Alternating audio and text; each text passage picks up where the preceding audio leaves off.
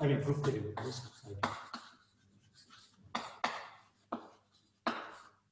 Can you read my handwriting? My handwriting, or should I write bigger? Should I write bigger than this, or can you? It's clear enough for me. I don't know about the others. I think someone, yeah. I can read it. One of you said that they cannot read, right?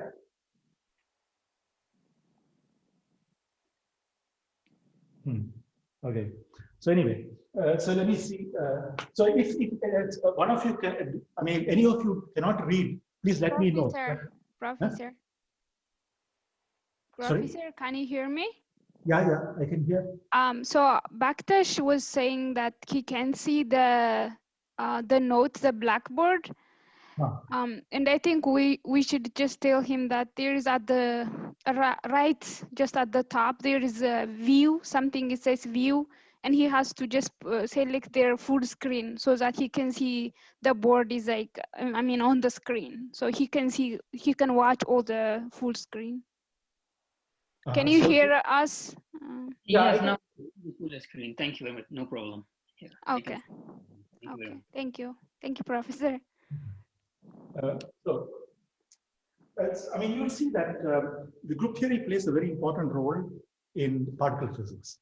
In several courses that you'll be following later, standard model in particular, will use extensively the knowledge of group theory. Okay, so the purpose of this course will be to, so that you can learn these things and it will be easier for you to follow the next courses. Okay, so first of all, so in particular, let me just say what kinds of groups. You're already familiar with some of the groups, right? You must have, maybe you have not seen it in a very formal way, but you already know certain symmetries in the physical systems, right? For example, you know there's a translational symmetry.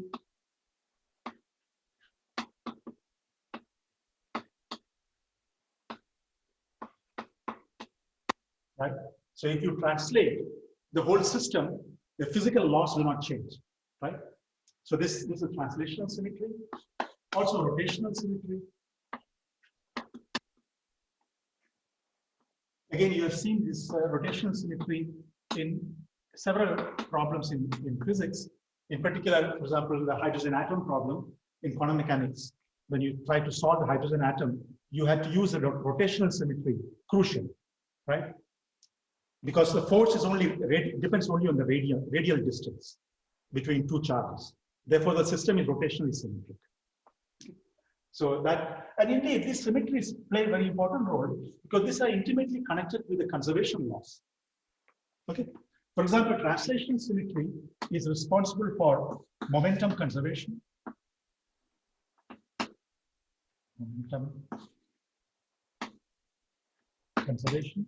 And rotational symmetry is responsible for angular momentum.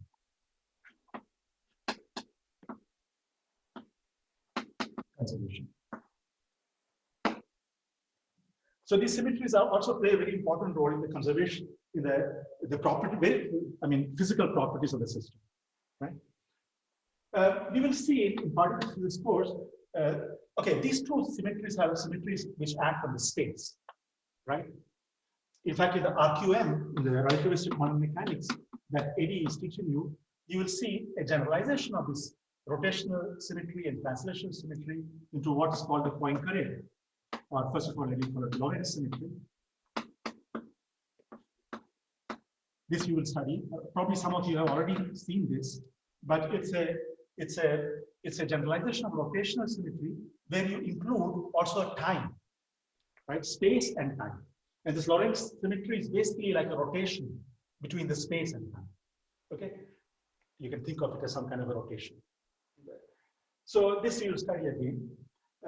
But in particle physics, as you will see later in the other courses, there are several other symmetries which are generally called as internal symmetries. Okay, now these are, you see, that's all related to the space and time. But then there are some internal symmetries which give rise to various charges, various types of charges to the particles, to the fundamental particles. Okay, So our goal will be mainly to discuss group theory, keeping this in mind, this last aspect in mind. In RQN, you study Lorentz symmetries in detail, Lorentz symmetry, and when you put together the translation symmetry and the Lorentz symmetry, you get something called Poincaré.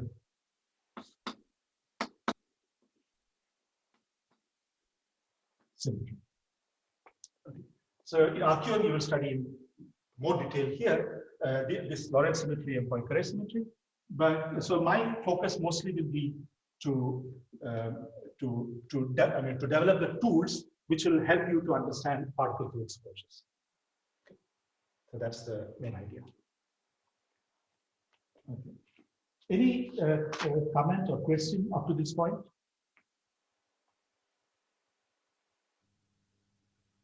No. Okay. So then I can just erase this and start the course.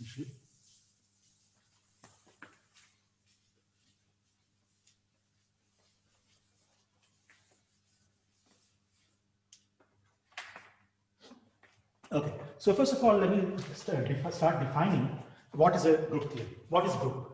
So definition. And then I will give some simple examples to begin with. And then as the course proceeds, we will study more and more complicated examples, okay, which are essential for particle physics. But I'll start with the very simple examples. So what's the definition? So first of all, so a group, which I will usually always denote by capital G, okay? Group, capital letters, G or H or whatever. So I'll use that as a notation. So first of all, the group G is a set of elements. Okay.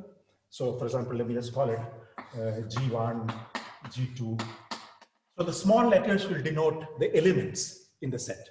So capital will be the whole set, capital letter will be the whole set, and the small letters will be the elements of the set. So I'm just calling it G1, G2, and so on and so forth. Okay. This set could be a finite set, or it could be an infinite set. It could be an uncountable set, you know, for example, the set of all real numbers.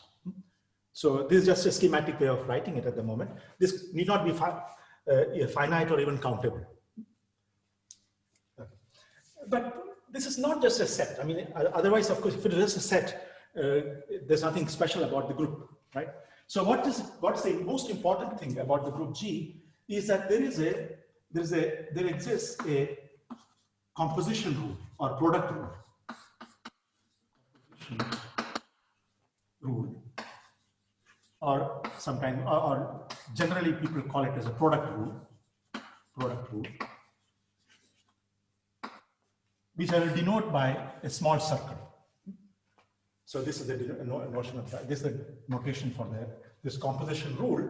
So what does this rule say? Take any pair of elements in the set, let's say G1 and G2, for example. Then this composition rule, so given these two elements, what it does is this composition rule gives you again an element of the set. Okay. So it will be, say, this could be, let's say, something. So this belongs to this original set G. Okay. For arbitrary, for all G1 and G2 belonging to the original set G, this composition rule associates, for every pair of elements, it associates a third element in the group G. This composition rule is the most important part of the group. But this composition rule has to satisfy certain conditions. So these conditions, now let me just list the conditions. You can see this part of the blackboard, all this part. So where is that? Yes. You can see, good. Okay, so first of all, so this first property was this is called closure property. Closure. Okay. That is the product of these two elements, G1 and G2, is again inside the group G. And this should be true for all G1 and G2. That's a closure property. So it just says that under this composition rule, this group is closed. This set is closed.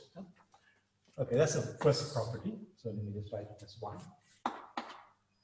The second thing is the associativity, that this composition rule should be associative. Associative. So what does it mean? So now let's say I have 3 elements, G1, G2, and G3. Take arbitrary 3 elements inside the set. Okay. Now you can take, let's say first I take G2 times G3, G2 product G3, and then, okay, this is some element of G, and then I take the product of this element G1 with this element in this order. So first I take the product of G2 with G3, okay, which will be some element of G. Then I take the product of G1 with that element. Okay, this will be again some element in the G, because we already assume that this composition rule is, satisfies a closure property, right? But then you could have done in another way. You could have first taken the product of G1 with G2, okay, which is again an element of G, and then take the product of this element with G3. So there are these 2 different ways of taking the product. A priori, it is not obvious that these 2 should be equal. Both are elements of the G, but it's not obvious that they should be equal. Well, this is the property of associativity. So what we are saying is that if you call this set and this composition rule as a group, then it must satisfy this property, that it's associative. Okay? So this is if this is satisfied, then you can say that the composition is associative. This product rule is associative.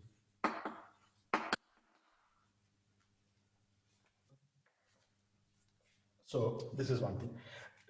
I should mention here that you see the order of this, when I say, for example, G1 times G2, you have to keep order in mind. It is not necessary that G2 times G1 is equal to G1 times G2. This may or may not be. Okay? In some cases, it may be that G1 times G2 is equal to G2 times G1, right? But in general, it need not be. Okay? So keeping the order is very, very important. Okay? You know, for example, you must have done the matrix multiplications, right? In your undergraduate course. So matrix multiplication is not, doesn't commute. Ordering is important, right? So you have to keep the order in mind. I mean, you have to be careful about the order. If it happens that this is equal to that for all G1 and G2, then it's a special type of group. That group is called abelian group. Okay?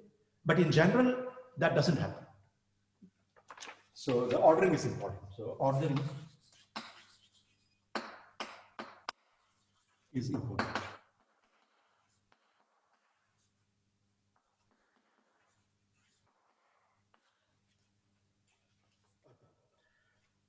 So these are the properties of the compositions, but there are still a few more conditions. Unfortunately, I have to erase this now. Huh? But you have it in the notes in front of you. If you have the notes, you can see that. The third property is that there's a special element in G. So the third property is that there exists an element which we will call this element as, okay, I will keep the following the notation. I will call this element E, okay, inside G, which is called identity, where this E is called identity. Okay. So what is the property that this E has?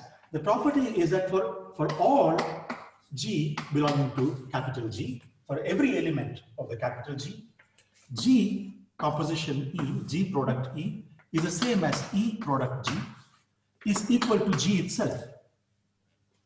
Okay. So this is the, so you see it's like identity, right? Because it doesn't do anything. E times G is again G, or G times E is again G. Right? So what E does is that it takes any arbitrary element of G and gives you back again the same element. So it's an identity. So that's what it's called. That's why it's called identity. And finally, the fourth property is that for every G belonging to capital G, there exists an element, an inverse element. Inverse element.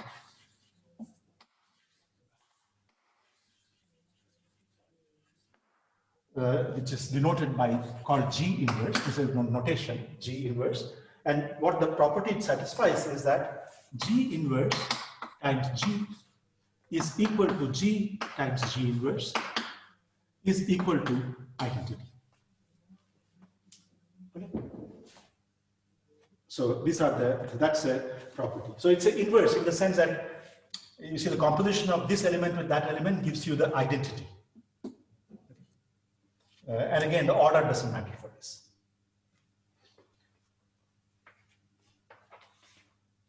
Okay. So any question on that? Let's just pause a bit. You have any questions on this? Because it's important to understand this, the basic definition of the group G. I'll now, after this, I will start giving some examples. So it will probably become clearer by looking at the examples. But up to this point, is there anything which is not clear? Okay. And as I mentioned before, in general, I mentioned that you have to keep track of the ordering. I mean, G1 times G2 is not necessarily G2 times G1. But if it happens that for arbitrary two elements of the group, the G1 times G2 is the same as G2 times G1, then you call that group an abelian group. Okay, just a terminology. You call it, so every element commutes with another element. Commutes meaning ordering doesn't change. Okay, in that case, you call that group abelian group. Otherwise, you call the group non-abelian. Right. So let me just mention. This was the main definitions, but now I just mentioned the case where if it happens that for all G1 and G2 belonging to G1 times G2 is equal to G2 times G1. Many times I just use the word times instead of saying product, but meaning is the same. I mean the product, this product rule. If it happens that this is equal to that, then you say that this group is abelian. Then G is called abelian.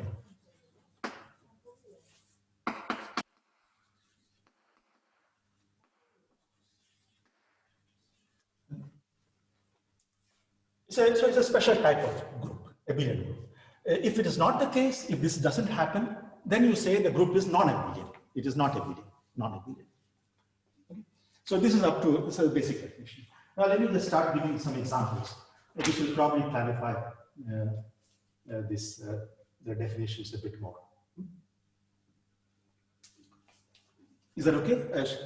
Now, I mean, if there's any question, please ask me. You should ask as many questions as you can. Yes, I have a question, Professor. So the abelian group, all of the elements inside the group have to be commute so that I can call it an abelian? Yeah. So this should be true for all elements. Take any two elements, and if this is satisfied, then you call the group abelian. Because you see, already, I mean, this happens for this, right? E with any G, it commutes, right? Ordering doesn't matter. And G with G inverse, also the ordering doesn't matter. So this happens for all the groups. But what we are saying here is much stronger than that. Not just for, I mean, here it's not arbitrary elements, right? We have chosen one of them to be the identity element, which is a unique element. There's only one such element in the group. So when you take one of them to be identity and other to be any element, then it commutes. But that doesn't mean that if you just take two arbitrary elements, that they will commute. So for abelian, it's a very strong condition. It's not just for this pair or that pair. It should commute. It should commute for every pair of elements.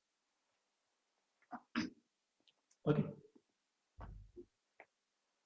I mean, in fact, so now when we look at the examples, the initial examples, probably the first 2-3 lectures, I'll be discussing abelian groups, maybe the first couple of lectures. But very soon we'll move to the non-abelian groups, because that is what is really more interesting for particle physics. Okay.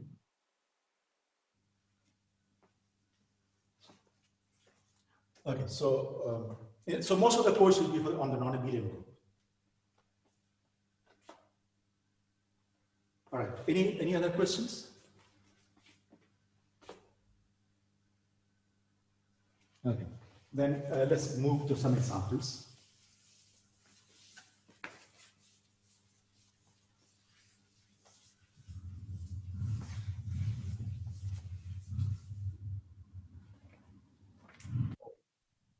So the first example is the, so let's just consider, so we'll start with some examples of finite. Examples of finite groups. Finite. Although in the course, we'll be entirely focused on not finite groups, groups which have infinite number of elements. But this is just to start with. So consider this set, which I call Zn, okay, where n just denotes how many elements are in the group. And let's consider the following set: 1 omega squared up to omega to the n minus 1, where omega is e to the power of 2 pi I over n. Okay. E to the power of 2 pi I over n. So you see, so why we stop at omega to the n minus 1? Because if I had taken omega to the n clearly is equal to 1. Right? Because that's the same as e to the 2 pi I, which is equal to 1. Okay. So when you take omega to the n, but that's exactly that element, right? So that's why this set stops at this. The number of elements is simply n. Now, what is the, so this is the set. At the moment, it's a set. What is the composition law? What is the product rule? Well, let's take the product rule to be the ordinary multiplication of complex numbers. Ordinary multiplication between two complex numbers.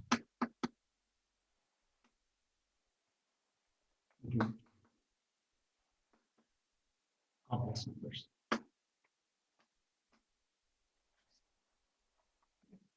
So, I take any arbitrary set, element of the set, let's say omega to the r and omega to the s, right? Where r and s are between, where r and s are between 0 and n minus 1. I mean, when omega to the 0 is just the 1. Right? Okay, so take the so we said composition law is nothing else but the ordinary product of these two. Well, what is ordinary product? This is e to the 2 pi I over r times r over n. That is this one, and times e to the power of 2 pi I s over n. Well, if the faces just, when you take the product of these two faces just add up, right? So this will be e to the power of 2 pi I r plus s over s, which is the same as omega to the power of r plus s. Okay.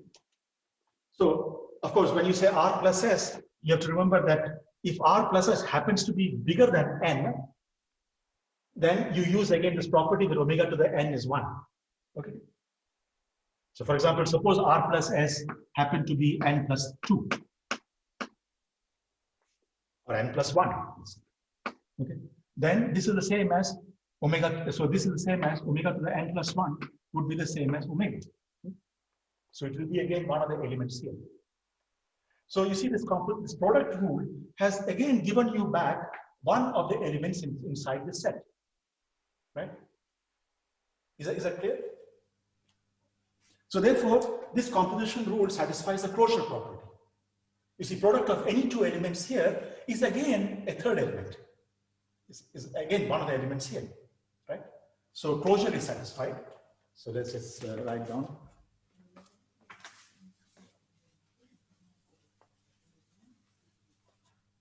So the closure is satisfied. So first property, closure, is okay.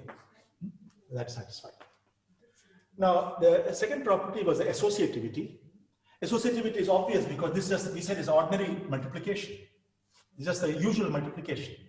So the usual multiplication of numbers always is associative.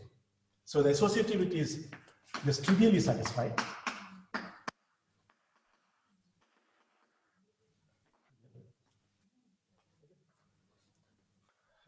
Then look at the identity. So what is identity? So what we call E, well, identity should satisfy that E times any element should give you back the same element, right? But that is clearly, what is that? This E is nothing else but the 1, the element 1 here. Because 1 times any quantity, because product is just usual multiplication, is going to give you back the same number, right? So 1 times, so if I take 1 times omega to the r, it gives you back omega to the r because this is just an ordinary multiplication. Okay. And what is the inverse? So what is the, if I take omega to the r, and what is the inverse of that? Well, that's nothing else but omega to the power of minus r. Okay. But that doesn't look like it is inside the set. But it is, because I can rewrite this as omega to the power of n minus r. Right? Because omega to the n is simply 1. So n minus r is again, will be one of these elements. So you see that the inverse, so the inverse also exists within this set. And of course, you can see that omega to the n minus r times omega to the r is the same as, because it's the usual multiplication, it's the same as omega to the n, which is equal to 1, which is the identity. So it satisfies that. So all these properties are satisfied. But however, this group is abelian, you see, because the ordinary multiplication is abelian. When you take two numbers and you use the ordinary multiplication rule, it doesn't matter, the ordering doesn't matter. So this is an example. This example is abelian.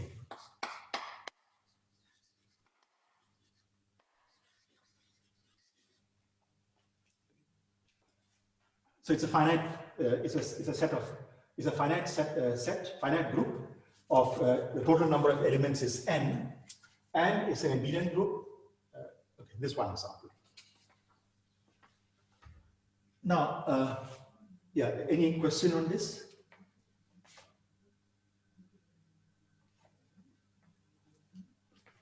Yes, Professor. Is there a minimum number for the? Is there a minimum for a number of elements in any group? Is there a minimum? A restriction for the number of elements in any group in the definition? No. There's no restriction. So we can say that any group that has only 2 elements is an abelian group? If you have only 2 elements,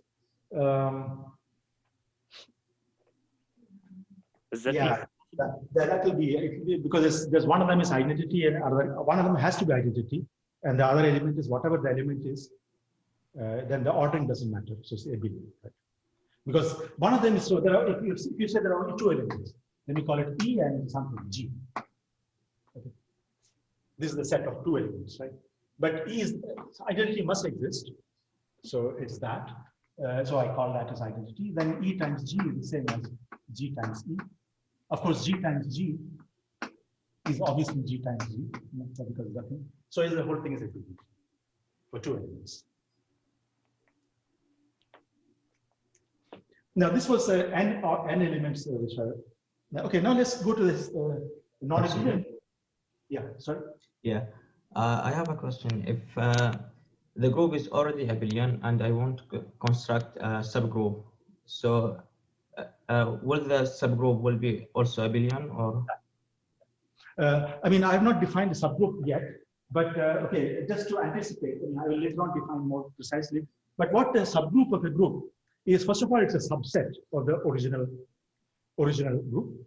Okay, and but the most important thing is that, I mean, subgroup. When you say subgroup, it's also a group, right? So it must also have a composition rule. Okay, but this composition rule must be the same composition rule that was already defined in the original group. Otherwise, it's not called a subgroup. But since the original composition rule was abelian, was commuting, therefore the subgroup will also be commuting. Okay. Yeah.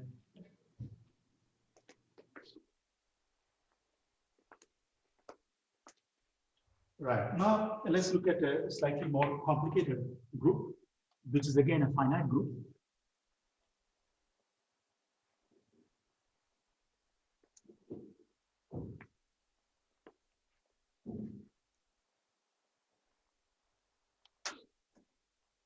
Okay, so this is what is called the permutation group. The permutation group, permutation group of n elements, which is usually denoted by Sn. This is the Sn is the permutation group, and what it does is that if you write down say n elements. So let me define what it does. So I start with the n elements, let's say x1, x2, up to xn, n elements. Then what this group does, it's change now what you do is that you look at all possible orderings of this n elements. So here I have ordered in one group. So first one is x1, second one is x2, third is x3, and so on and so forth, right? But I could have chosen another ordering. For example, I could have chosen x2, x1, and keep everything else the same. Okay. Or in general, so what I'm saying is that this group Sn is just the permutations of all of these n elements. Okay. So here Sn is so an arbitrary element of Sn. This consists of all the set. What is the set? It is all permutations. All permutations of n elements. N elements.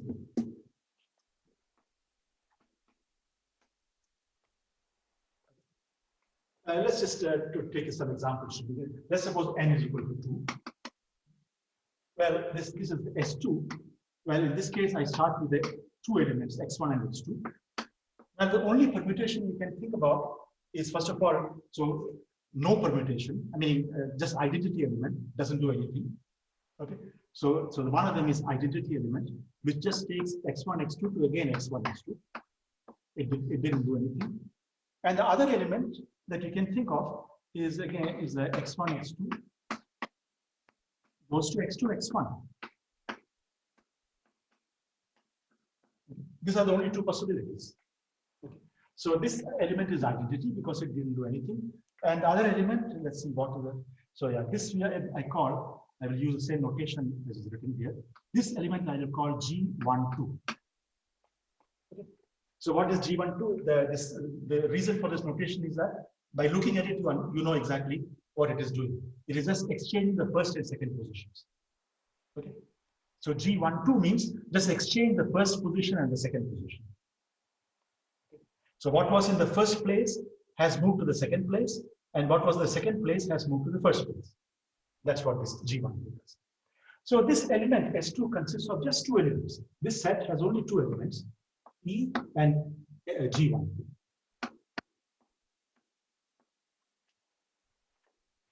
And you can immediately see what it does. First of all, E is identity because you can. So what is the composition rule? Composition rule is just do. So for example, yeah, maybe I should have already defined here. So I mean, I have this permutation elements, right? It will have all. I mean, let's call these elements. I don't know.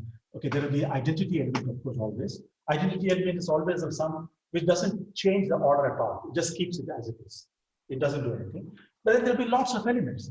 For example, you'll have G1, 2, pairwise G2, 3, so on and so forth. Or you can have even moving the 3 positions simultaneously, 1, 2, 3, etc. A lot of elements are there, right? And so what is the composition rule of this? Composition rule is just in the definition itself, because if I say what is G12 times G13?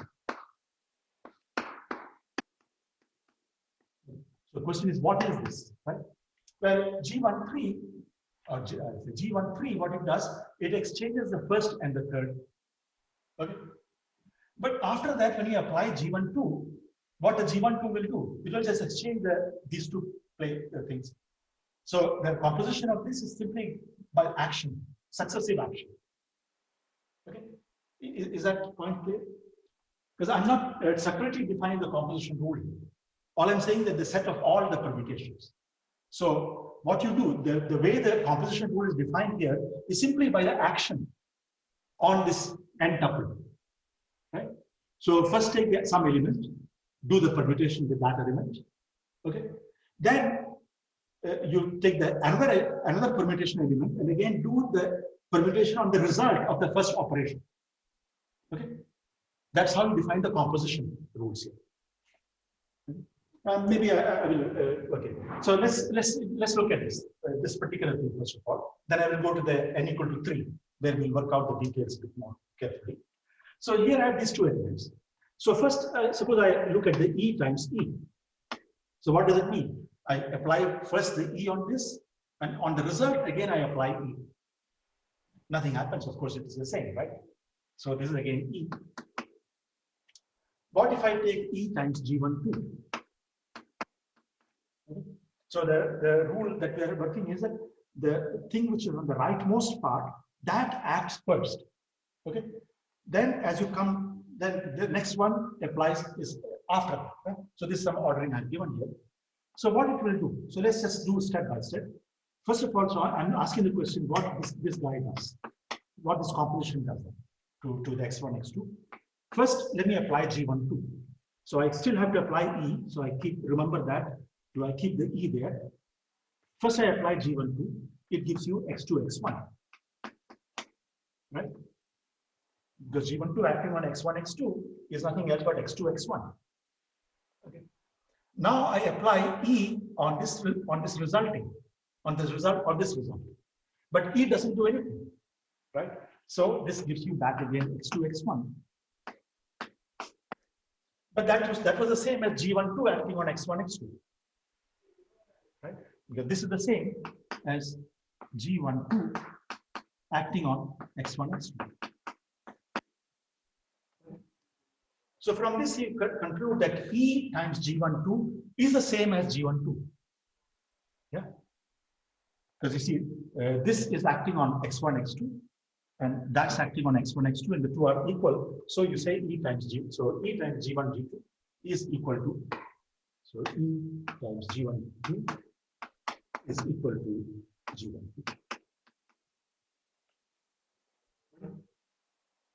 Now, what happens if I first apply E and then apply G12? Again, it's the same, right? So the next one I apply, you get here. First I apply E and then G12. Well, that's even easier than that on the first one, because again you do the same thing. E acting on that just gives you x1, x2 itself. And then this gives you x2, x1. I mean, this already directly. So G12 times E is nothing else but G. Okay. So that is the third one. So from this we conclude G12 times E. And finally, let us do G12 times G12.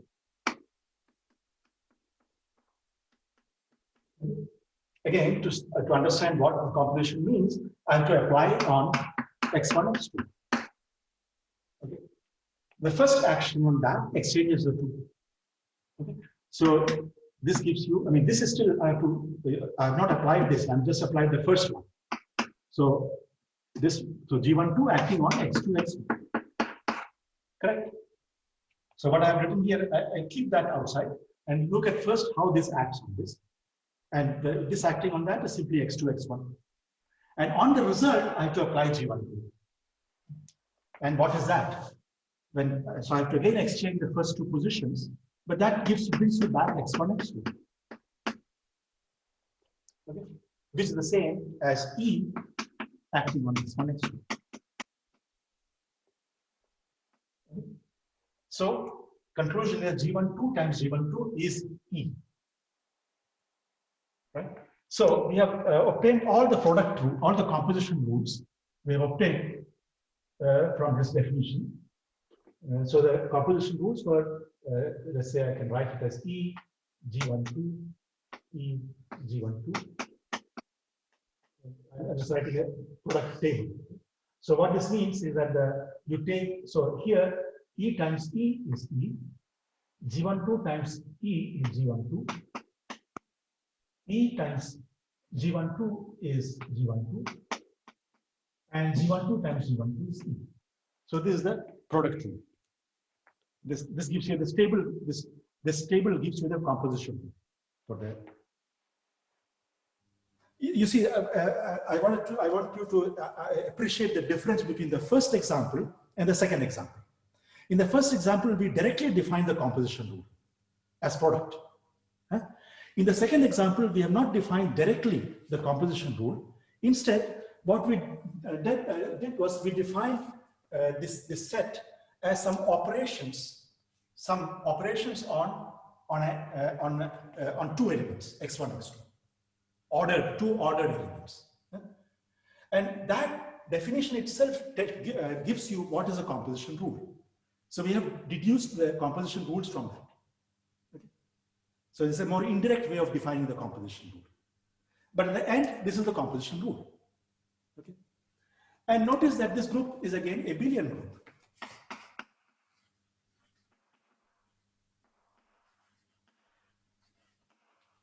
Okay.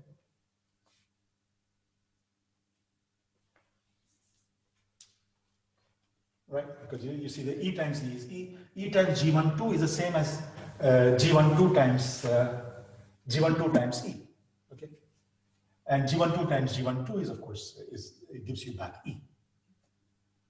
So now this group is actually, this composition rule is exactly the same as the composition rule for Z2. Right. Z2, we had defined Zn, the first example. That example, if we specialize to n equal to 2, n equal to 2 means the set includes only two elements, 1 and e to the power of 2 pi I by 2, but that is the same as e to the I pi, which is minus 1. Okay. Now look at the composition rule. This is the identity, and think of, suppose I just give it, think of G12. The composition rule of Z2 is the same as that, because for Z2, you see this times this is of course itself, this is identity. This times that gives you back that, because this is identity, which is the case here. E times G12 is G12, or G12 times E is G12. Okay, and finally, G12 times G12 is identity, but that's exactly the case for the Z2 also. Minus 1 times minus 1 is plus 1. Okay. So in this particular case, Z2 is the same as S2. So what we concluded, this is the same as S2. S2 was the permutation rule. But that's just a special case. That happens only for n equal to 2. It doesn't happen for bigger n. It's an accident. Okay, any question on this? Because now I'll go to the S3. S3 is a bit more complicated. So I will do the S3 example.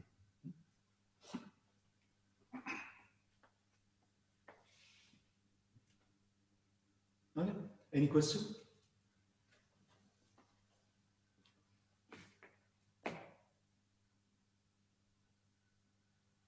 No? Okay. So then let me give the example of the S3.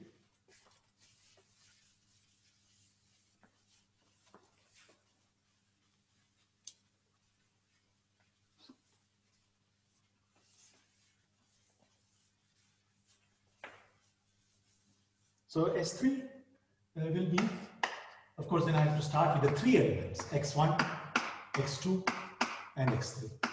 And then S3 is nothing else but all the possible permutations, right? So first of all, you ask the question, how many elements are there? Well, the elements are, first of all, the identity, okay, which doesn't do anything. It just keeps the ordering the same. Then I can have pairwise permutation, okay, just a pair. So I can have G12, or I can have G23, or I can have G13, right? But this is pairwise, you know, pairwise. You can also do the permutation all the 3 simultaneously, right? So, for example, I can move X1 to X2, X2 to X3, X3 to X1 simultaneously, right? At one go. I mean, these were just, G12 didn't do anything to that. It just exchanged these two. Similarly, G23 didn't do anything to that. It just exchanged these two, right? But you can also think of permuting in a way that, say, X1 goes to X2, X2 goes to X3, X3 goes to X1. I mean, these positions. No? So this will be denoted by G1, 2, 3. In fact, let me use the same notation because this is a matter of a bit of a notation here. So what G1, 2, 3 and G1, 3, 2.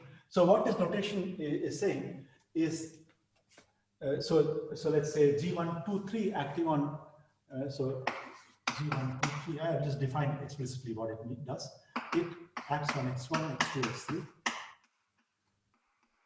and it permutes to, so the first, so what this means is the first position goes to the second position, second position goes to the third position, and third position goes to the first position. That is the meaning of this notation.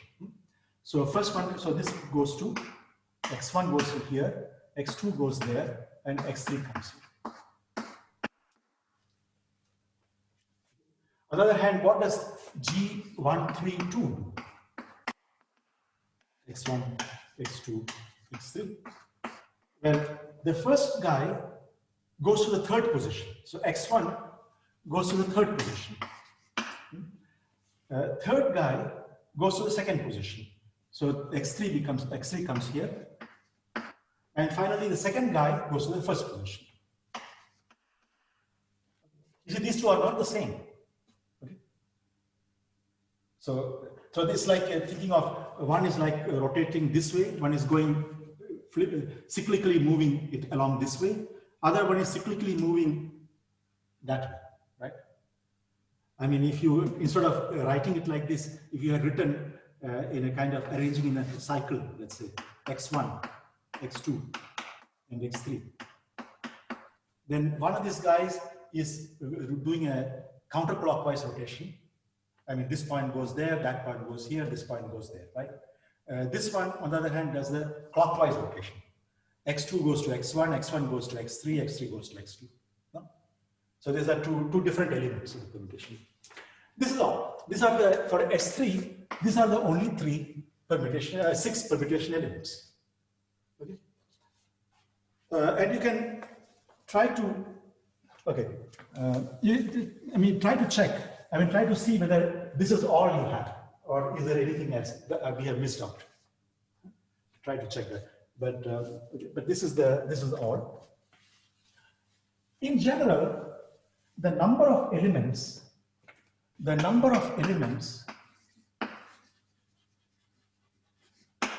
in the permutation group Sn is equal to factorial n. Okay. That is the number of possible permutations of n elements is a huge number, is factorial n. So for example, for n equal to 3, factorial 3 is nothing else but 6. And indeed, you see that is a 6. Okay. For n equal to 2, factorial 2 is 2. And that's what we found for S2. S2 had only 2 elements, right? Identity and G12, because there are only 2 things. But the number of elements grow very, very fast. As you increase the n, it grows very rapidly. It's a factorial growth, so it's a huge. Okay, but now let's ask the question. Remember, for S2, we found that that group was abelian. Okay, can we say something about S3? Is the S3 abelian or not? So you can see, so the composition rule, actually this is an exercise. This is an exercise problem. You should try that exercise 2.1, which says that G23 with G12 is G132. On the other hand, G12 times G23 is G123. So you see that this is please try to work it out. Okay, try to see. It's not difficult, right? I mean, just successively start applying. So, for example, this. Okay, let me just try to just do one part. So, what does it do? So let's see. I take G23 and G12 and apply this on X1, X2, X3. Okay. So what do I get? What is the rule? So you start from the rightmost part and first apply that, and then on the result you apply the next one, right? That's the composition rule. So first apply that. So what do I get here? G12 acting on this just exchanges 1 and 2. So X2, X1, and X3. Okay. Then I apply G23 on this. So what it does, so what was that? 3, 2. So 2, 3 exchange, right? So I exchange these two. Now, this means second position and the third position. So this gives you X2, X2, X3, X1. Okay. Which is G132, which is G132. Okay. So remember, it's so what it's doing. I mean, when I think this is a matter of definition, but the way we are using this definition is that this means whatever is in the second position and the third position, they're exchanged. Okay, that's what it means. So therefore, I exchange X3 with X1. I mean, these two elements I exchanged, so you get that, and that was nothing else but what we said is the G132, because G132 acting on X123 is exactly that. Okay? So this is the way you prove that. But then you should check also that this is true, that G12 times G23 is G123, but these two are not the same. Huh? So you see here, what is the difference between this? The ordering has changed, right? It is G23 times G12, this is G12 times G23. So we conclude that G12 times G23 is not the same as G23 times G12. So this group is not abelian. If it was abelian, this should have been equal, no? So it's not abelian.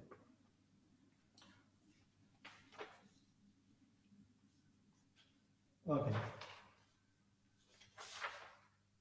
Now, any question on this? Now, because now I'll start moving to the infinite number of groups with infinite number of elements. But any question?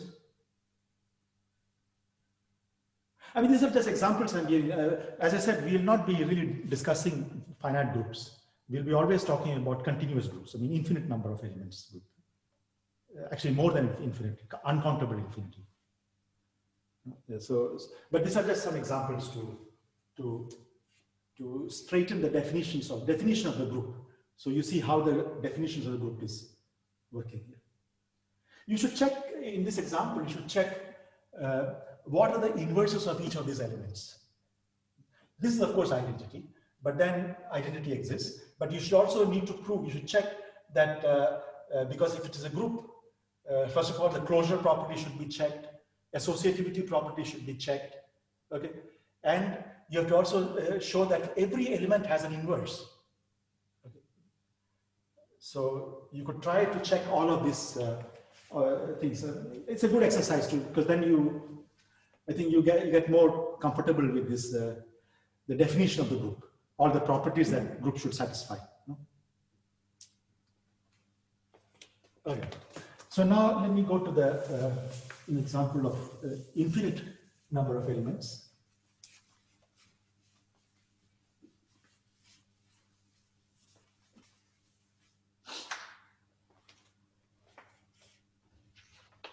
So first of all,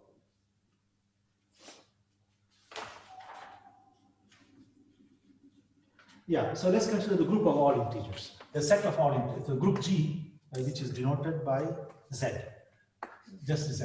No n here. There's no index n here. Zn would mean there are only n elements, right? 1 omega up to omega to the n minus 1. But now I don't have any index here. And this is nothing else, the set of all integers. Set of all integers. Okay. With what is the, you have to also specify the composition rule. It's important to, because the group is not just a set. It comes with the composition rule. So what is the composition rule? Just the, so composition rule is just the ordinary addition.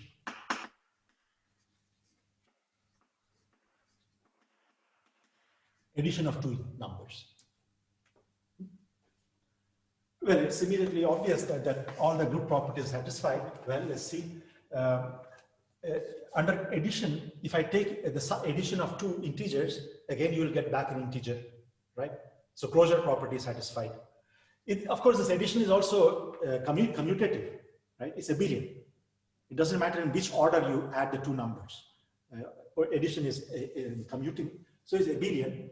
It's associative, clearly. Additions are all, this is just ordinary addition that you are familiar with, right? So it is, so it's closure is satisfied. The associativity is okay. This actually, yeah. What about the identity element? Identity element is just a 0. Because the set of all integers also includes a 0, right? Because 0 plus the composition is nothing else but the ordinary addition. So 0 plus any integer n is again n. No? So the identity is a 0 element. And what is the inverse? Inverse of say n, of n, is nothing else but minus n. Why? Because n minus n equal to minus n plus n equal to 0. 0 is identity. So all the group properties are satisfied here. It's a abelian group. Okay. This is, it should be, one should see that, you see, you cannot, this, I mean, for this composition rule, you could not have used multiplication, ordinary multiplication.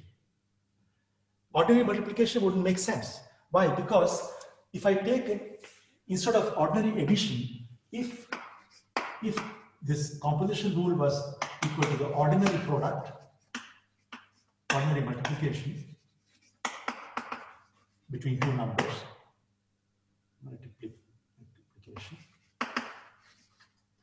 then it cannot be a group. Why? Because what is the inverse of n? Well, inverse of n, ordinary multiplication would mean inverse of n should be 1 over n, right? But 1 over n is not necessarily an integer. I mean, it's an integer only for n equal to 1 or minus 1, right? For anything else, it's not an integer. So this, even the inverse will not exist within this set, right? So this is not a group.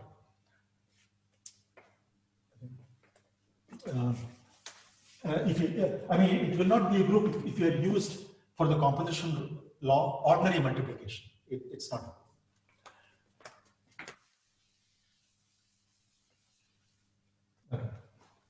That was the thing here.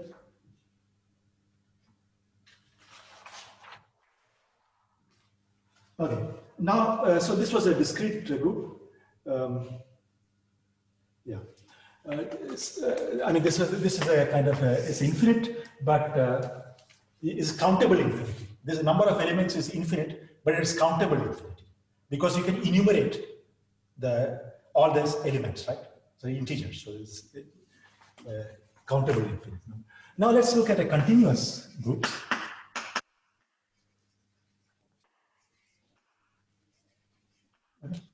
So continuous group, one example here is consider the set.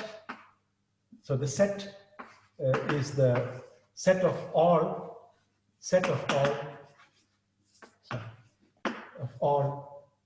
positive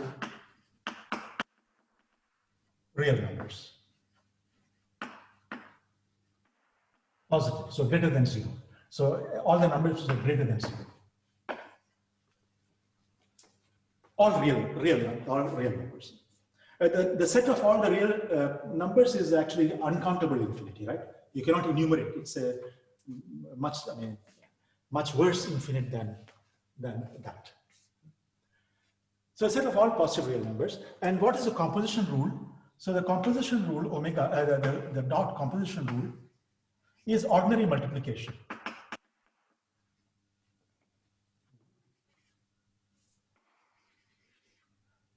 Is the ordinary multiplication of two numbers.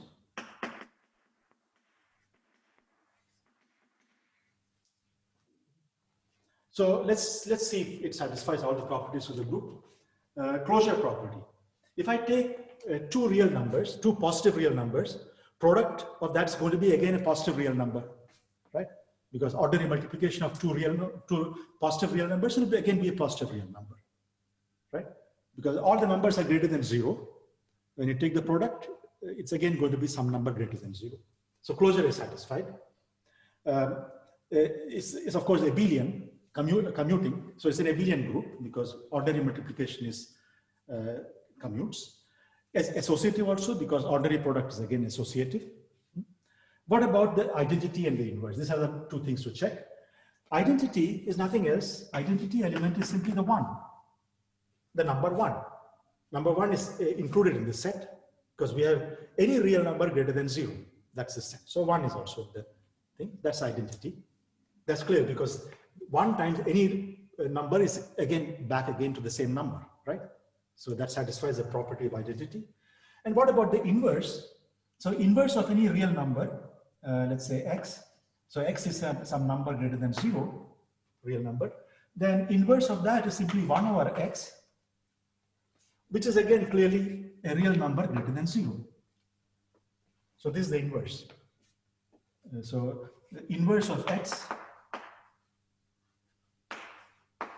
is equal to 1 over x. Why? Because x times 1 over x is identity. Okay. So this is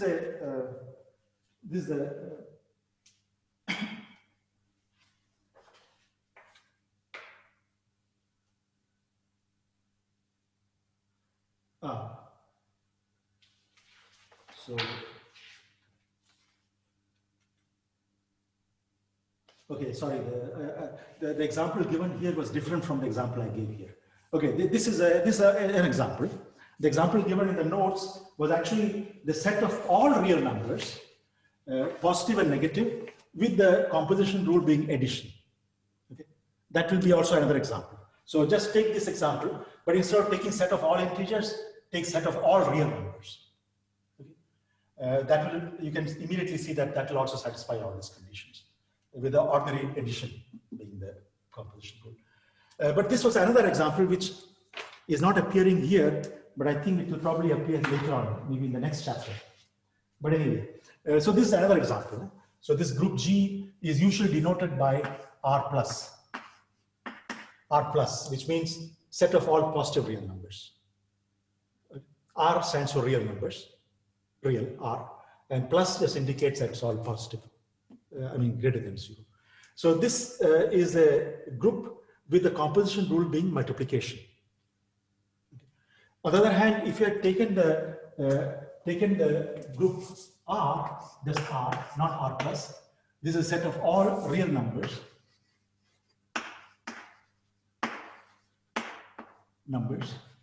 Then you cannot use the composition rule as a product rule. You cannot, but you can use ordinary addition as a composition rule.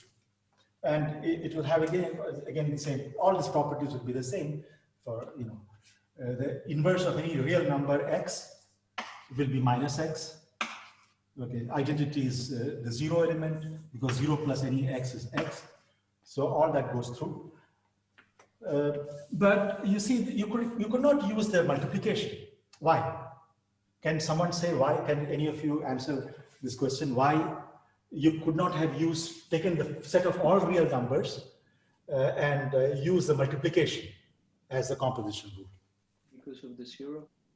Exactly. Because the inverse of 0 is infinity, right?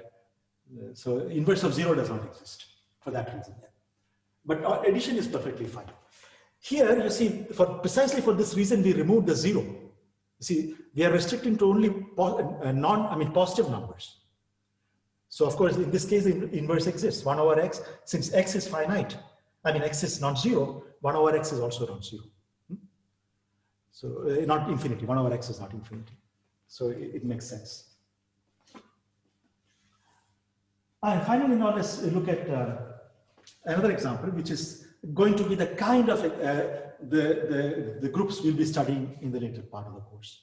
So this is the most simplest possible group of the types that we'll be studying later. Let's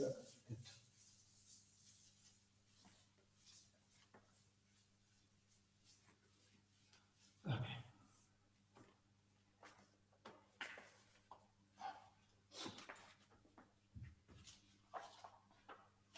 So this group is called U1 group. U1 group. So what is the set? The set is e to the elements of the type e to the I theta, where theta is between 0 and 2 pi. So it's again continuous. You see, theta changes continuously from between 0 and 2 pi.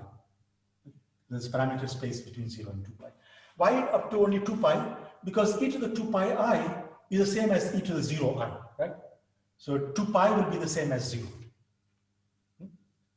Because e to the, if I take theta equal to 2 pi, that's the same as taking theta, this is the same as taking theta equal to 0. So that's why this is going from 0 to 2 pi. And what is the composition rule? The composition rule is just ordinary multiplication.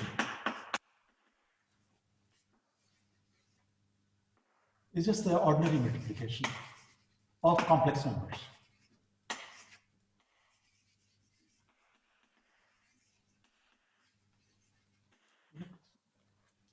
Indeed, if you take any two elements, e to the I theta with e to the I theta prime, another element, another number, and the theta prime. So that will be same as e to the I theta plus theta prime. Well, theta plus theta prime will be some real number, right? But you can always bring it into this domain by using the fact that e to the 2 pi I is 1, right? So there are two possibilities. Either theta plus theta prime is already in this range. So the two possibilities, one, or it could be that theta plus theta prime is greater than 2 pi. Okay. So maybe it is 2 pi plus some theta double prime, where theta double prime is between 0 and 2 pi. Right? Because anyway, we said that each of these theta and theta prime are in this range, right? So theta plus theta prime can be two possibilities. Either it can be between 0 and 2 pi, or it could be between 2 pi and 4 pi. Less than 4 pi. Correct? So therefore, I can write theta plus theta prime. So this is the second possibility, which is this, where theta double prime is between 0 and 2 pi. In which case, in that case, this guy, I can write it as e to the power of I times 2 pi plus theta double prime. But e to the 2 pi I is 1, so this is nothing else but e to the I. So theta double prime is again in this range, in that range. Okay. So this composition rule gives you again, takes for any two elements here, it again gives you back a third element inside this set, which is done by that. Okay. So usually you would just write this e to the I theta as g of theta. I mean, instead of writing the exponential, and the composition rule is g of theta prime is g of theta plus theta prime. This is again a abelian group because the composition rule is just a multiplication. So multiplication is always abelian. And so what are the identity elements here? Identity element is simply theta equal to 0 term. So identity element is nothing else but e to the I0, which is the same as in that notation, is simply g of 0. And inverse element. So what is the inverse of g theta?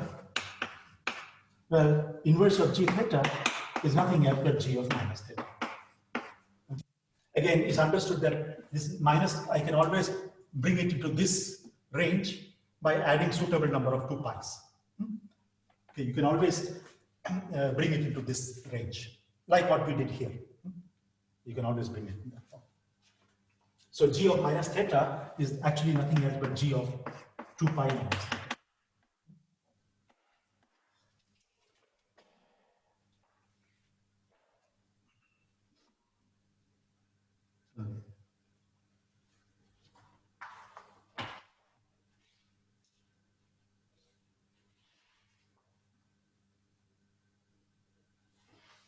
Any questions?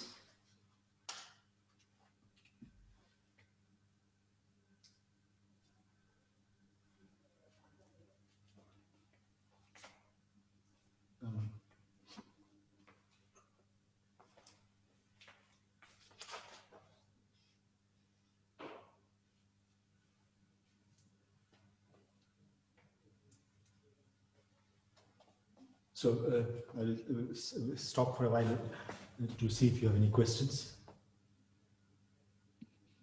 I have one question here, sir. Suppose one element is e to the I pi, and its inverse is e to the minus I pi. Yeah, which is the same as e to the I pi. Because you can always shift by 2 pi, nothing matters, no? So you're right. I mean, so e to the I pi, so inverse of e to the I pi, inverse of e to the I pi is e to the minus I pi.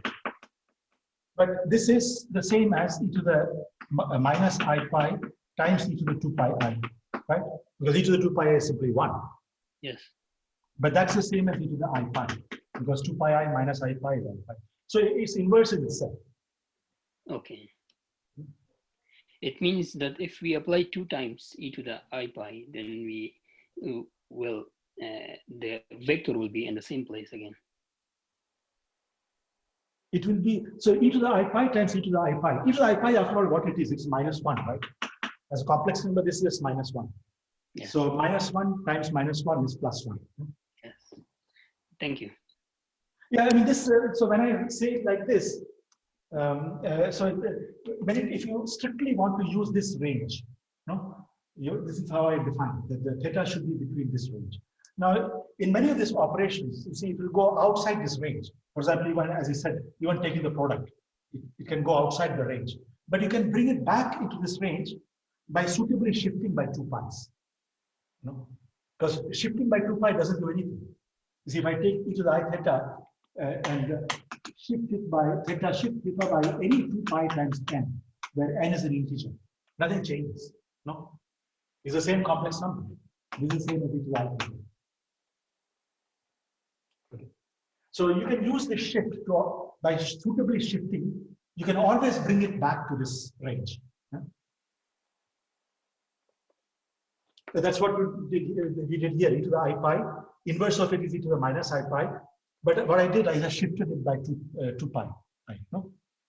Minus I pi, I shifted to e to plus 2 pi, I brought it back into the same range. Yes, understood, sir. Thanks. It's yeah.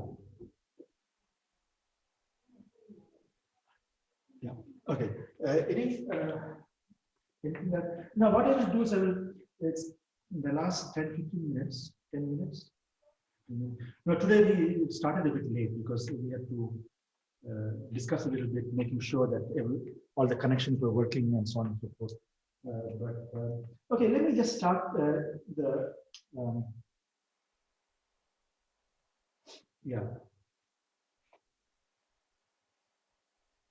Yeah, I mean, we will see. Okay, now let me start the last few minutes.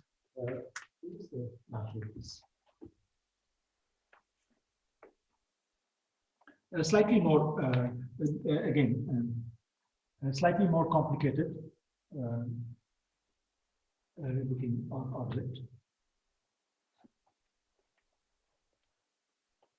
So this is actually the beginning of chapter 3.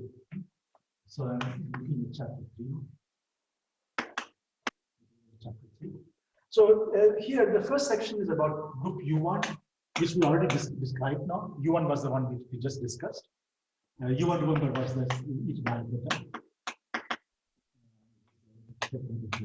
0 and 2 with the ordinary multiplication.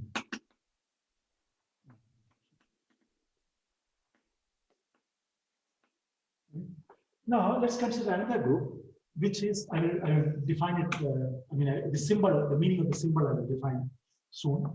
So SO2R. So what is this? So this is this is the set of all 2 by 2 matrices with real entries. With the entries are all real numbers. With the entries, with the real entries, not complex numbers, that is. So just real entries. Okay. So in other words, if you like a 2 by 2 matrix, where the numbers say A, B, C, D, and the entries are A, B, C, D. So this is a 2 by 2 matrix, where A, B, C, D are all real numbers. And so that is this 2 means 2 by 2 matrix. R means the entries are real. Okay. What does O mean? O means is an orthogonal matrix. It's not just an arbitrary matrix, but it's orthogonal matrix. Okay. So what does orthogonal mean? Yeah, so this O means orthogonal. So this matrix has to be orthogonal. In general, if I have a matrix M, then you say that this matrix is orthogonal if M transpose M, the multiplication is just ordinary matrix multiplication, right? And you all are familiar with the matrix multiplication rules. So T means transpose. So you take the transpose of this matrix and then multiply this. And if this happens, this has to be equal to the identity matrix. Okay. This should be equal to 1. I mean, one meaning identity matrix. This is the identity matrix. So, for example, if this was an n by n matrix, M transpose is also n by n matrix. You take the product, and if you say that this matrix M is orthogonal, if M transpose M is equal to identity matrix. Okay. So in particular, now for us is n equal to 2 is a 2 by 2 matrices. So we are saying this this matrix M must be orthogonal. Okay, that's O. Now, if it is orthogonal, then are you all familiar with this? The matrix multiplications, and yeah, you're all familiar with this, right?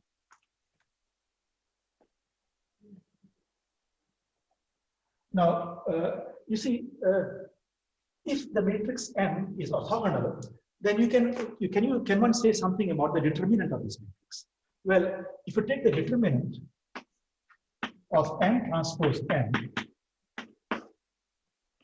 what is that determinant? That determinant, I mean, in general, take any matrix M and take the M transpose and take the determinant of that. Well, you know, these are all square matrices. So determinant, you can factorize the determinant of M transpose. I mean, in general, right? I mean, if I take determinant of A times B, two matrices, which are square matrices, right? Same number of column and row, each of them. Then this is nothing else but determinant of A times determinant of B, right? This is general story. Need not be for orthogonal. This is the general story. But now let's apply this to the orthogonal matrix. So I take M transpose N, then this determinant of M transpose times determinant of M. But determinant of M transpose is the same as determinant of M, right? Because remember, the determinant, how do you calculate determinant? You open a row, and the cofactors and this standard. But it didn't matter that you open along the row or along the column. Result is the same, right? So here just M transpose is just exchanging row and column, no? So this therefore you see that this is the same as that, which means is determinant of M squared, right? On the other hand, if this matrix is orthogonal, then this is equal to identity by definition of orthogonality. Okay. So on the other hand, if M is orthogonal,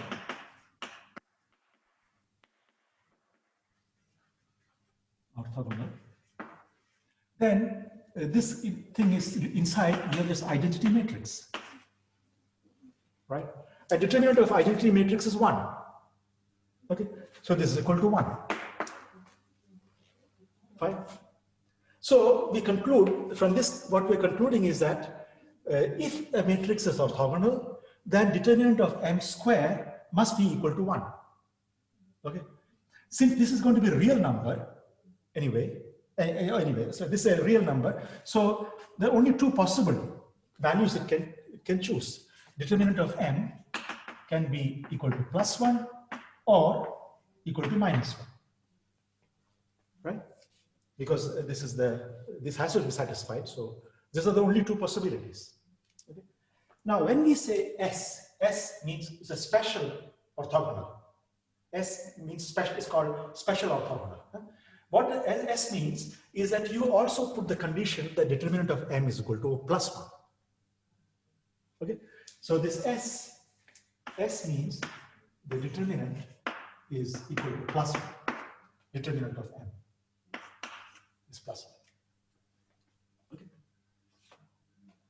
So if you don't have the S, then you have no restrictions on that. You don't have any restrictions. It could be +1 or -1. So if you just take O2R, it is a bigger set than SO2R. Because here, when I put S, I'm putting a further restriction, right? So this is O2R is bigger set than that. This is contained, this way. This is contained in the O2R. Okay. Now, so we want to check whether this,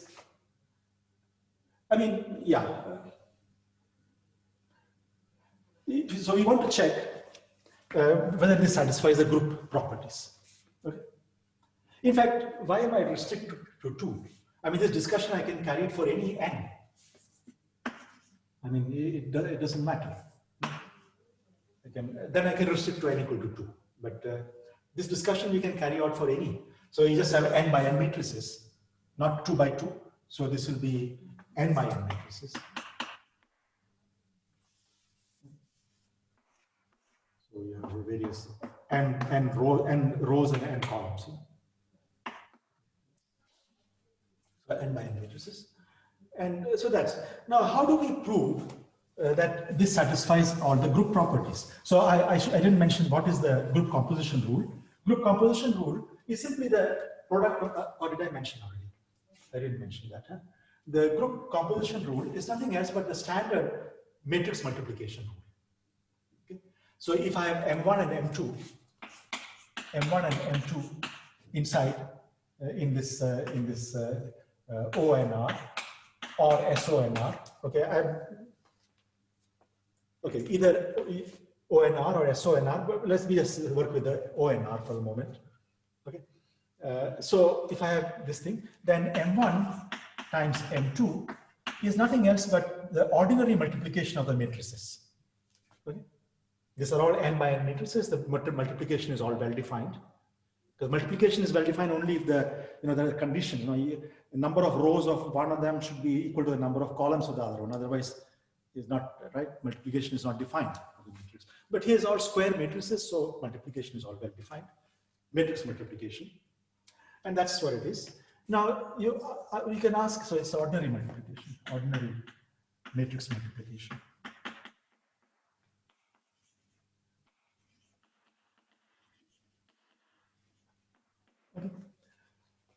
So several questions. First of all, closure.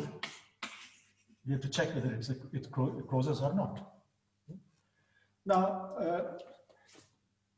so let us see what we have. So this is orthogonal. So we have the condition is that each of these M1 transpose M1 identity. Similarly, M2 transpose M2 is identity. Okay. Now we want to check if M1 times M2 is also orthogonal, right? This is the main first question we want to ask from the closure property, right? So we have M1 is orthogonal, M2 is orthogonal, and I take the product of these two matrices. The question we are asking is that is a product also orthogonal? If it was not orthogonal, then closure is not satisfied, right? So let's just check. So we are asking the question: is M1 times M2 is it orthogonal? Is M1 and M2 orthogonal? If M1 and M2 are orthogonal. M1 and M2 are orthogonal by definition because I'm taking the elements of orthogonal set, the set of all orthogonal matrices. But this is a non-trivial question. It's not guaranteed, right? So let's check that. So I take this. To check this, what I have to do, I have to take the transpose of this. When I take the transpose of it, so what is M1 and M2 transpose? When you take the transpose, order changes, right? So this is the same as M2 transpose, M1 transpose. Okay. This you're familiar with it, right? So you do that. Now I want to ask whether this times that is identity or not. But that you immediately see because, I mean, we already said that this is equal to that. So now I want to look at, I'm not sure if you can see this here, all of you. Huh? Can you see if I write here? Better to write there, I suppose, right? I will move it.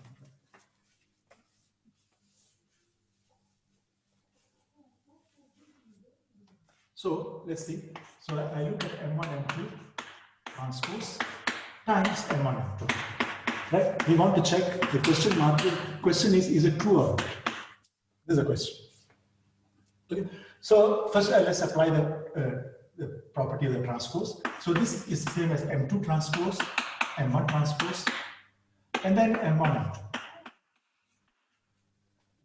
You see, I'm freely moving. I'm not putting any brackets and so on here because we know matrix multiplication is always associative. So it doesn't matter which things you multiply first. Huh? So that's why I'm not putting. If it was not associative, you have to be careful.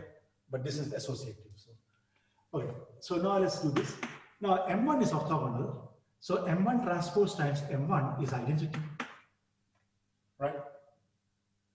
Therefore, this becomes M2 transpose times M2 transpose times identity times M2. But identity times M2 is M2. That's that. But we also know that M2 is orthogonal.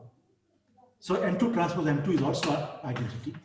So you see that this is automatically orthogonal.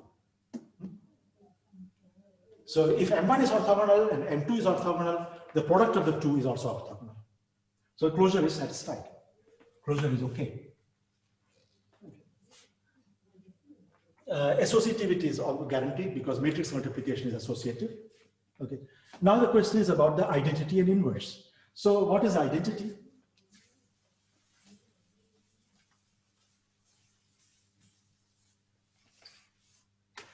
So the identity element is simply the identity matrix. Is the n cross n identity matrix.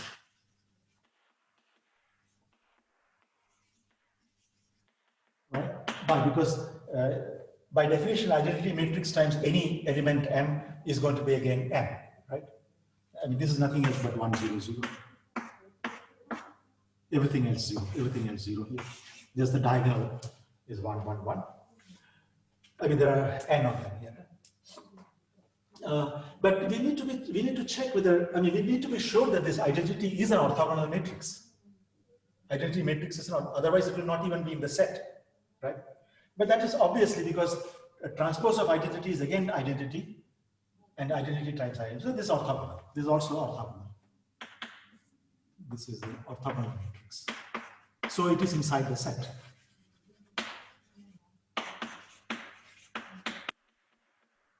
Okay. Now finally, the last thing we need to check is what about the inverse? Every element must have an inverse, right? So inverse of n,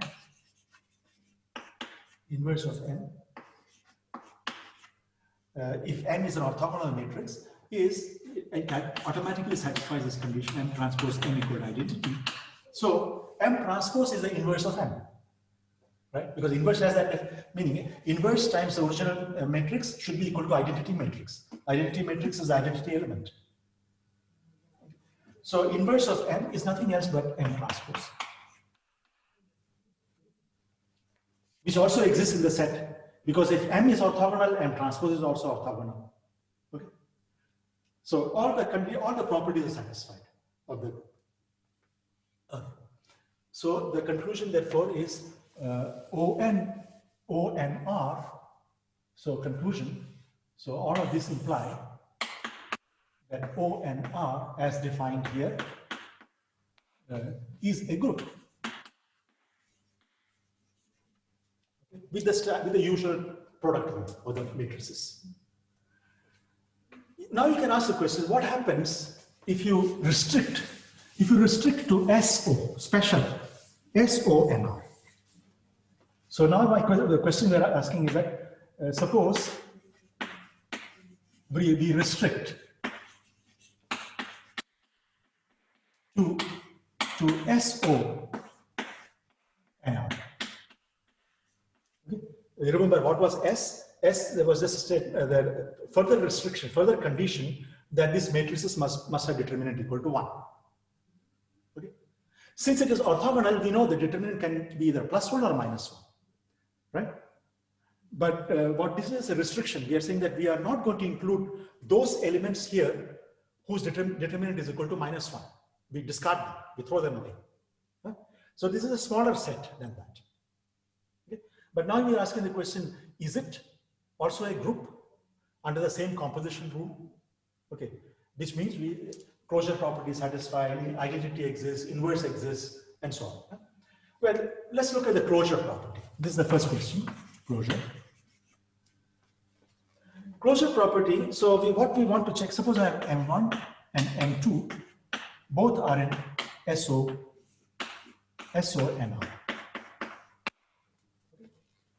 Then, first of all, okay, we already know that, so if it is an SONR, of course, it's also an ONR. And we know the product of them is again an orthogonal matrix, right?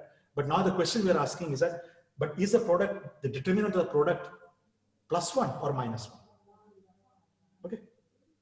Now, so let's do that. Now we want to look at the product M1 times M2, and we are asking the question, what is the determinant of this? But that's the same as determinant of M1 times determinant of M2.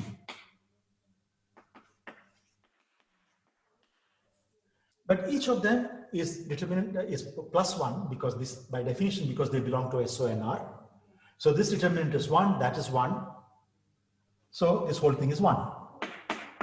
Therefore, we conclude that M1, M2 is also in SONR. Huh? So that's the closure property. And then you can check all the other conditions. That identity, of course, exists. Identity has determinant 1, +1. So it is part of SONR. And the inverse is M transpose. But if determinant of M is +1, determinant of M transpose is also +1. Right? So all the conditions are satisfied. So this also is a group. It's a group. It satisfies all the properties. In fact, it is a subgroup of that, of this bigger group. A subgroup. Because we are using the same composition rule. Okay. Composition rule was simply multiplication of the matrices.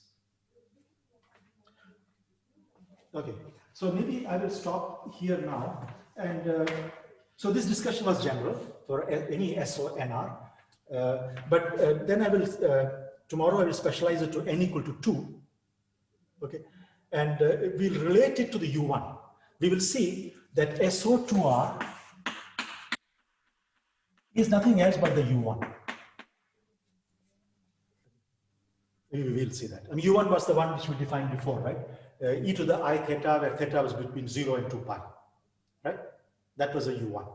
And here it's a 2 by 2 matrices, but we will see at the level of group, they are the same. Okay? So that will be the topic tomorrow. Okay, any questions now? Before we stop?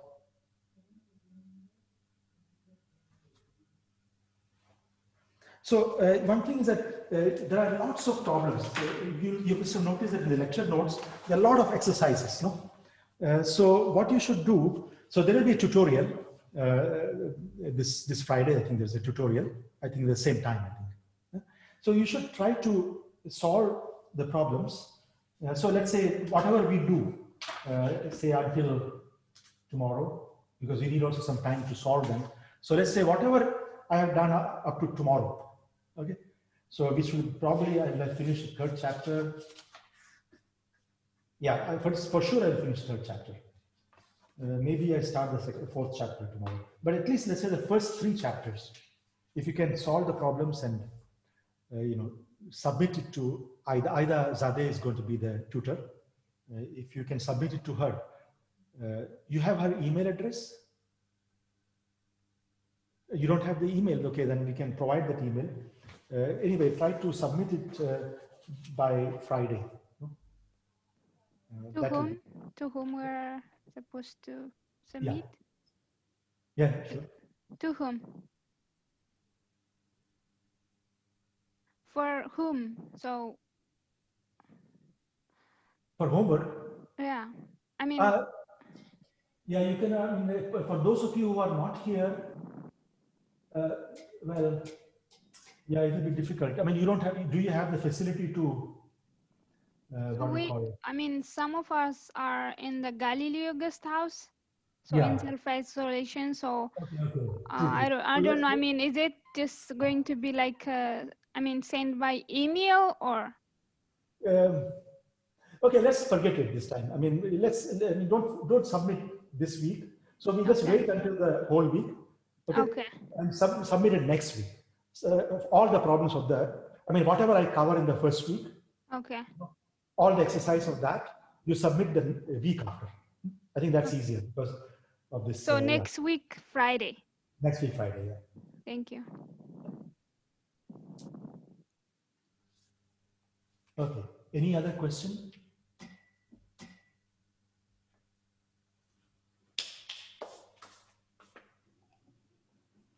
Do you have any recommendations for other textbooks or something? Sorry, repeat that again. Do you have other recommendations for the textbooks other than the lecture notes? I mean, in this lecture note, there are some references given, but I think you don't need really. I mean, this is pretty self-contained. I don't think you really need anything. There is some reference given, I think, somewhere. I don't have it here. I think in the end of the lecture notes, there is some reference given somewhere, right? Okay. That could be, but really you don't need actually, because it's pretty much the things that you will need for the rest of the course, you know, is here. Of course, one can go into very mathematical direction. There's a lot of mathematics in group theory also, but I don't think you'll need that much for this course at least. Okay, thank you. Okay, so if there are no other questions, then we'll meet tomorrow at the same time, right? 4 o'clock. Good. Stay safe, you know, the dangerous times. Thank you very much. Okay. Thank you. Thank you, Yeah. Professor. Thank you.